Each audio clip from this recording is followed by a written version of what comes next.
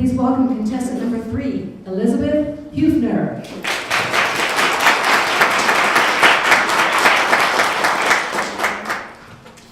Okay.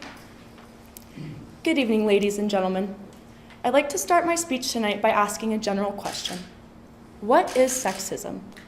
According to dictionary.com, sexism is the discrimination or devaluation of a person based on their sex or gender, especially such discrimination against women. Being a young woman myself, I can truthfully say that I have experienced and will probably continue to experience sexism for the rest of my life unless my community and society does their part in helping to stop this awful phenomenon. In case you've never experienced sexism firsthand, let me tell you, it is extremely degrading to be told that you're incapable of achieving something just because of your genetic makeup.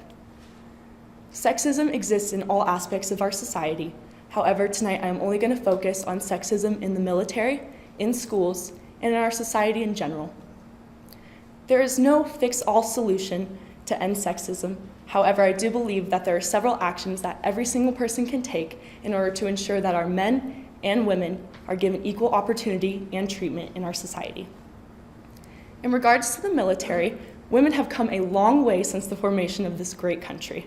They have served in military camps under special roles and have contributed greatly to the war efforts of the United States of America. However, this has not meant equal opportunity for women who wish to honor and defend their country. Although women were officially allowed to join the military in 1917 after World War I, it was not until 2013 that frontline combat roles became available to women.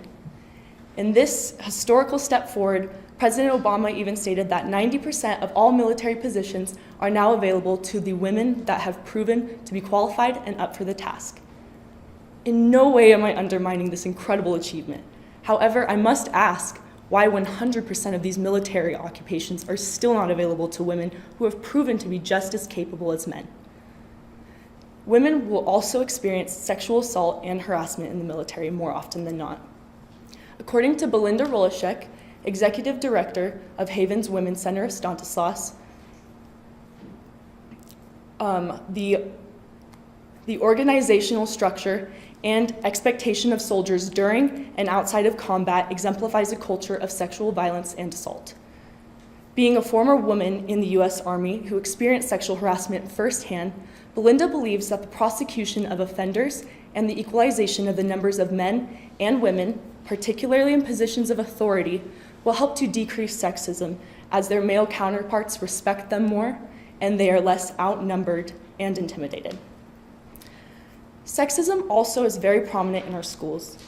Students should feel safe going to school every single day regardless of race, gender, religion, or age.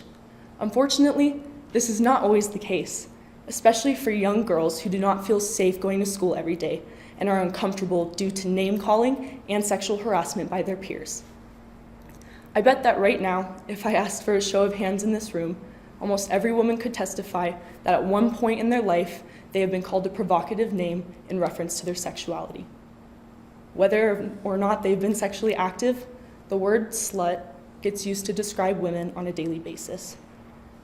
Meanwhile, male students are often praised and receive much less ridicule for being sexually active by their peers and their society. In a 2010 study by YouGov for the End Violence Against Women Coalition, it was found that 71% of 16 to 18-year-olds hear sexist name-calling, such as slut, used to describe girls on a daily basis or a couple times a week. In the same study, it was found that 29% of these 16 to 18-year-old girls experienced unwanted sexual touching. Why are these numbers so high?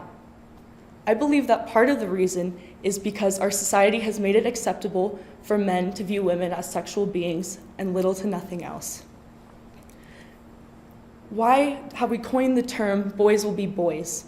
This phrase has lightened the fact that so many women experience sexual harassment and violence on a daily basis and are made to feel inferior to the men that belittle and overpower them.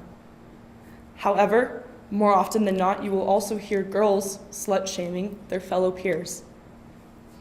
This treatment towards our classmates makes it seem acceptable for men to mistreat and disrespect women, thus proving that sexism is contributed by both genders. So we all need to check ourselves and ensure that we're not part of this problem. So how can we ensure that students go to school feeling safe, boys and girls are treated equally, and women are given equal opportunity to excel in the military and other occupations?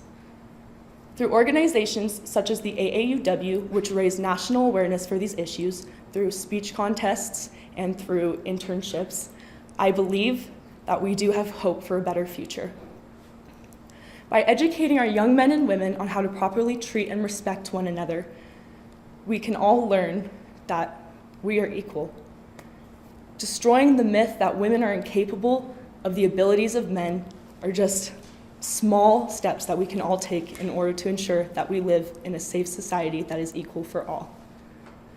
So my hope is that all of you will do your part in helping to stop the discrimination and biases aimed at men and women every single day. Thank you.